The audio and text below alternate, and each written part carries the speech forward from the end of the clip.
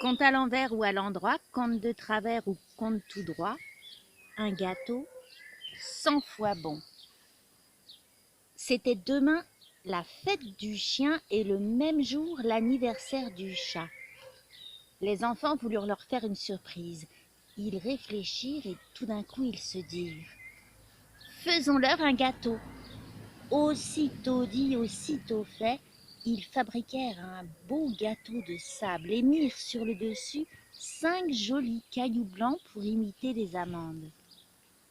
Et puis ils l'apportèrent au chien et au chat. Voilà, nous vous offrons un gâteau pour votre anniversaire et pour votre fête. Il est très bon, vous pouvez le manger jusqu'à la dernière miette. Le chien et le chat prirent le gâteau, ils le reniflèrent en faisant: miam miam, il est fameux, vous êtes de grands cuisiniers. Et ils firent semblant de le manger. Merci bien, dirent-ils aux enfants. Jamais nous n'avons mangé une si bonne chose. Et les enfants, enchantés, rentrèrent alors chez eux. C'est dommage que les chiens et les chats ne mangent pas le sable, dit le chien au chat quand leurs camarades furent partis. J'aurais bien voulu goûter à un beau gâteau comme ça. Si tu veux le savoir, j'ai une envie folle de gâteau, mais d'un vrai, et je dis bien un vrai de vrai, tu entends.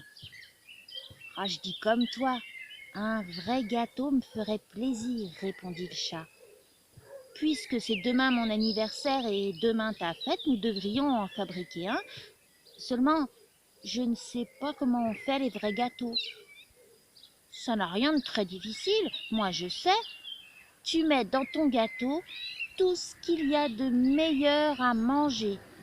Et quand tu as mis tout ce qu'il y a de meilleur, eh bien, le gâteau est le meilleur des gâteaux. Si par exemple tu prends 5 des meilleures choses, ton gâteau est 5 fois bon. Si tu en mets 10, ton gâteau est 10 fois bon. Nous mettrons les 100 meilleures choses et nous aurons un gâteau 100 fois bon. Oh, c'est juste, dit le chat.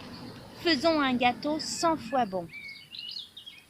Le chien et le chat mirent leur tablier et en avant marche. Ils prirent de la farine, du lait, un œuf et mélangèrent. Un gâteau, c'est doux, dit le chat, et il versa du sucre en poudre. Doux, mais salé quand même, dit le chien, et le chien mit du sel. Et maintenant, du beurre et de la confiture, reprit le chat. Oh, de la confiture, ah non, dit le chien, je préfère le fromage. Alors, ils mirent des petits morceaux de fromage. J'ai l'impression, dit le chat, que ce n'est pas assez gras. Il faut mettre du lard. Et surtout ne pas oublier les noisettes, dit le chien, qui versa dans la bassine un plein cornet de noisettes. Des noisettes, c'est bien, approuva le chat, mais avec un concombre. Et il fourra un concombre. Et des os, cria le chien, il n'y a pas de bon gâteau sans os. Ah, ni sans souris, j'aime trop les souris, dit le chat, qui mit dans le gâteau 4 souris. Voilà, pour me faire plaisir, des cervelas bien poivrés. Mais n'oublions pas le principal, dit le chat, de la crème fouettée. Un plein pot de crème fouettée. Et un peu d'ail, et du chocolat, et du bouillon de poulet, dit le chien. Le chien et le chat mélangèrent toutes ces bonnes choses. Plus du saindoux et des bonbons, des petits morceaux de graisse de veau, et de la cannelle, de la bouillie et du vinaigre, du pain d'épices et du fromage blanc, du cacao et du chou, une tête d'oie et des raisins secs. Bref, toutes les choses imaginables, sauf du pain. Parce que c'est bien connu, les chiens et les chats n'aiment pas tellement manger du pain. Quand ils eurent tout mélangé et remélangé, leur gâteau était grand comme une roue de charrette. Nom d'un petit bonhomme, dirent-ils avec fierté, c'est ce qui s'appelle un grand gâteau. Après, on n'aura plus faim. Et maintenant, il faut le mettre au four. Ils mirent au four le gâteau et attendirent avec impatience. Ça fit de la fumée, ça craqua, ça gonfla, ça siffla, ça meugla, ça siffla encore, ça rôtit, ça coula et ça sentit le vieux chiffon brûlé.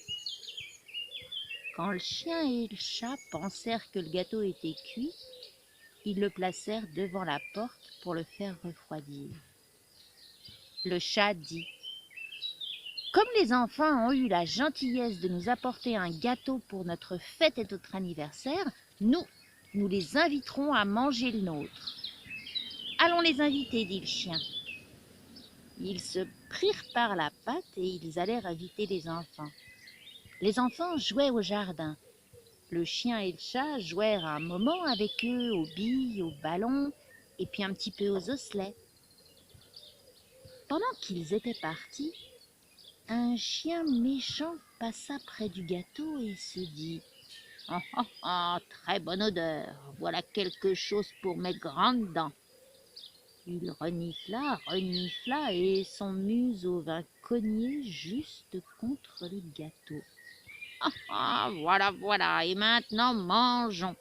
Le méchant chien se jeta sur le gâteau, il l'avala, il en avait les larmes aux yeux parce que l'intérieur du gâteau était encore brûlant. Il s'étouffa une fois, deux fois et se remit à avaler et tout le gâteau y passa. Il but là-dessus un plein seau d'eau et s'en alla en roulant de droite et de gauche comme une oie. Quand le chat et le chien eurent fini de jouer dans le jardin avec les enfants, ils se rappelèrent qu'ils avaient sorti le gâteau du four. Tous, alors, se prirent par la main et par la patte et s'en allèrent regarder s'il était refroidi. Le chien et le chat dirent: mes petits enfants, vous allez vous régaler, vous ne pouvez pas savoir toutes les bonnes choses qu'il y a dans notre gâteau. Ils arrivent, ils regardent, plus de gâteau. Jésus, crièrent le chien et le chat, le gâteau n'est plus là.